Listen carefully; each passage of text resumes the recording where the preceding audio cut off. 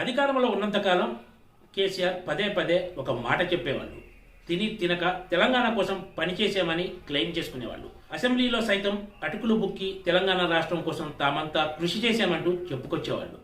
కానీ కేసీఆర్ అధికారం నుంచి దిగిపోయిన తర్వాత కాళేశ్వరం ప్రాజెక్టు స్కామ్తో పాటు ఒక్కొక్కటి అసలు విషయాలన్నీ ఇప్పుడు బయటకు వస్తున్నాయి.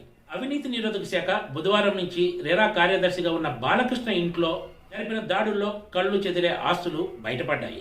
గతంలో ఆయన అత్యంత కీలకమైన హెచ్ఎండిఏ ప్రణాళిక విభాగం డైరెక్టర్గా ఉంటూనే మున్సిపల్ శాఖలో కూడా ఇన్ఛార్జి డైరెక్టర్గా విధులు నిర్వర్తించారు. అంటే ఒక వ్యక్తికే 2 కీలక పోస్టులు ఇచ్చారన్నమాట. గతంలో ఈ శాఖ మంత్రిగా ప్రస్తుత బీఆర్ఎస్ వర్కింగ్ ప్రెసిడెంట్ కేటీఆర్ చేసిన సంగతి అందరికీ తెలిసిందే.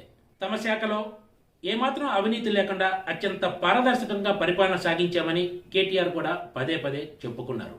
కానీ ఇప్పుడు ఒక్క అధికారిపై దాడి జరిగితేనే ఇంత భారీ మొత్తంలో ఆస్తులు బయటపడ్డాయంటే మున్సిపల్ శాఖలో పరిస్థితి ఎలా ఉందో ఊహించుకోవచ్చు. గత ప్రభుత్వంలో ఈ శాఖకు చెందిన ఉన్నతాధికారి ఒకరు అప్పటి ప్రభుత్వ పెద్దలు చెప్పిన పనులన్నీ కూడా బాలకృష్ణ ఆగమేఘాల మీద చేసి పెట్టారని, అందుకే 2 కీలక పోస్టులు ఆయన వద్దే పెట్టి తాము అనుకున్న పనులన్నీ సాఫీగా పూర్తి చేయించుకున్నారని చెప్తున్నారు. ముఖ్యంగా గత ప్రభుత్వంలో పై స్థాయి నుంచి వచ్చే ఆదేశాలకు అనుగుణంగా ఫైల్స్ అన్ని చకచకా నడిచేవని, మిగిలిన ఫైల్స్ మాత్రం అక్కడే పడి ఉండేవనే చర్చ సాగుతోంది. ప్రస్తుతం రెరా కార్యదర్శిగా ఉన్న బాలకృష్ణ నివాసంలో జరిగిన ఏసీబీ దాడుల్లో భారీ ఎత్తున నగదుతో పాటు బంగారం, ఏకంగా 10 ఐఫోన్లు, భూములకు సంబంధించిన డాక్యుమెంట్లు పెద్ద ఎత్తున దొరికాయి. బాలకృష్ణ కుటుంబ సభ్యులతో పాటు ఇతర బంధువుల ఇళ్లలో కూడా సోదాలు సాగాయి.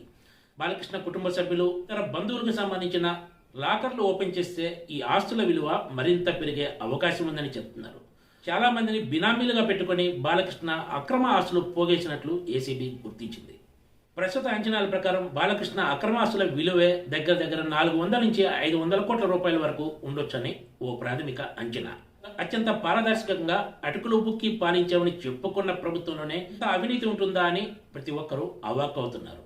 తెలంగాణలో కాంగ్రెస్ ప్రభుత్వం వచ్చిన తర్వాత గత ప్రభుత్వానికి సంబంధించి ఇప్పటి వరకు బయటకు వచ్చిన విషయాలు, ముఖ్యంగా అవినీతికి సంబంధించిన అంశాలు కేవలం 1% కూడా ఉండకపోవచ్చని ఒక సీనియర్ ఐఏఎస్ అధికారి వ్యాఖ్యానించారంటే పరిస్థితి అర్థం చేసుకోవచ్చు. పూర్తి స్థాయిలో దృష్టి పెడితే ఈ లెక్కలన్నీ బయటికి తీస్తే అవి ఏమాత్రం ఊహకు కూడా అందవంటున్నారు.